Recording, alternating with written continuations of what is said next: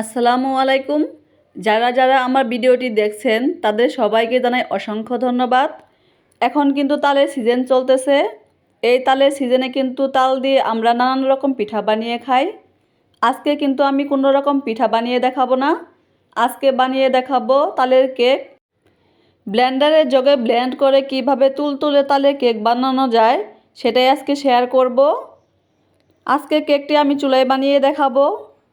চলুন পুরো রেসিপিটি দেখে নেই।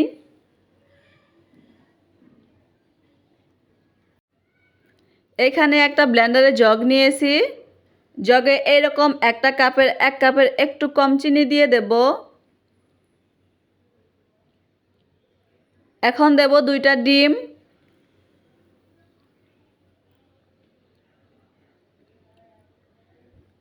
এখানে আমি 5-6 ফোঁটা লেবুর রস দিয়ে দেব। এতে করে কিন্তু ডিমের গন্ধটা চলে যাবে। এখন থেমে থেমে 10 মিনিটের মতো আমি ব্লেন্ড করে নেব।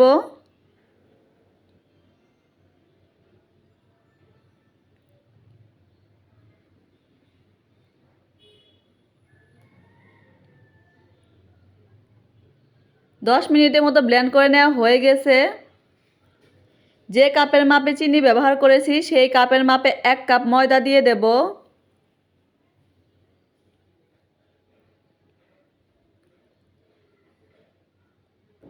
এখন দেব 4 চা চামচ গুঁড়ো দুধ। এখানে আমি হাফ চা চামচ বেকিং পাউডার, হাফ চা চামচ বেকিং সোডা দেব।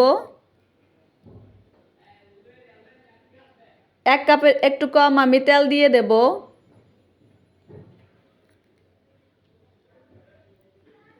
সামান্য পরিমাণে আমি এখানে লবণ ব্যবহার করব।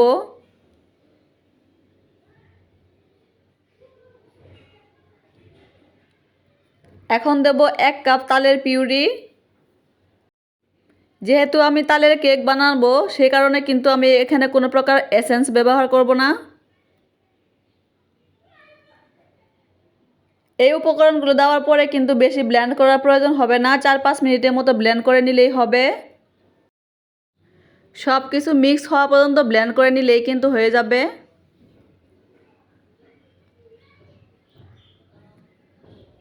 ব্লেন্ড করা আমার হয়ে গেছে। কেক বানানোর জন্য এমন একটা সসপ্যান নিয়েছি। সসপ্যানের ভিতরে তেল লাগিয়ে আমি একটু গরম করে নিয়েছি।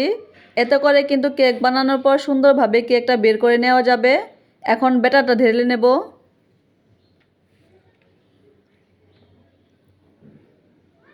কেকের ব্যাটারটা আমার ঢালা হয়ে গেছে। এখন উপর থেকে কয়েকবার এইভাবে ট্যাপ করে নেব যাতে কোনো প্রকার বাতাস ভিতরে না থাকে।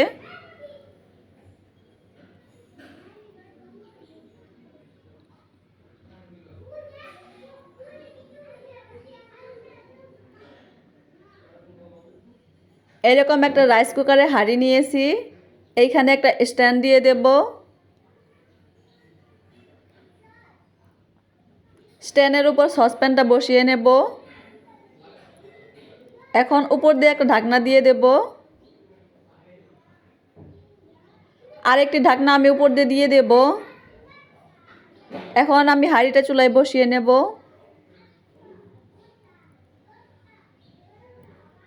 হাঁড়িটা চুলায় বসিয়ে নিয়েছি। প্রথমে 5 মিনিট চুলার আঁচ মিডিয়ামে রাখবো, পরে 20 মিনিট আমি চুলার আঁচ লোতে করে দেব।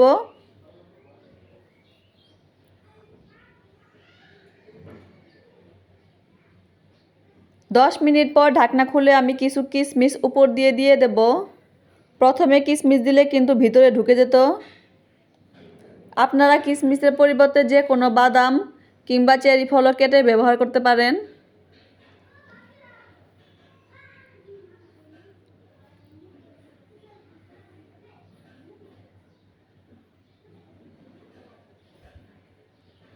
এখন ঢাকনা দিয়ে আরও 20 মিনিটের মতো জাল করে নেব। কেকটা কিন্তু আমার রেডি হয়ে গেছে। আমি টুথপিক দিয়ে চেক করে নিয়েছি, টুথপিক কিন্তু ক্লিন এসেছে। আপনারা যদি এর চেয়ে বড় কেক বানান সেক্ষেত্রে কিন্তু সময় আরও 10-15 মিনিট বেশি লাগবে।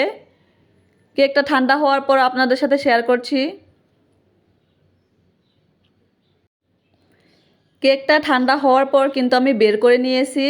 দেখুন তালের পিউরি দেওয়ার কারণে কিন্তু কেক দেখতে কতটা কালারফুল এবং সুন্দর হয়েছে। আমি কেটে শেয়ার করছি। এই তালের কেকটা অন্য কেকের চেয়ে কিন্তু একটু তুলতুলে নরম হয়। তালের নিজস্ব গ্রানের কারণে কিন্তু এই কেকটা খেতেও ভালো লাগে। আপনারা বাসায় অবশ্যই এইভাবে একবার ট্রাই করে দেখবেন।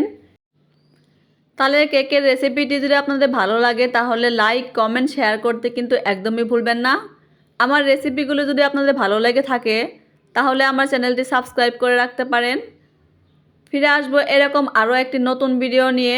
সে পর্যন্ত সবাই ভালো থাকবেন। আল্লাহ হাফেজ।